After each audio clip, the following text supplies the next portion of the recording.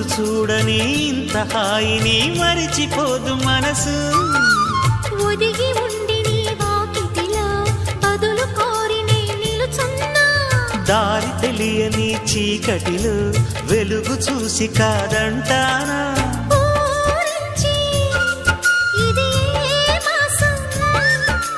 ప్రేమించే ప్రతి గుండెను అందెల సందడి చేసే హేమంతం ఇది. మన సొంతం అయినది.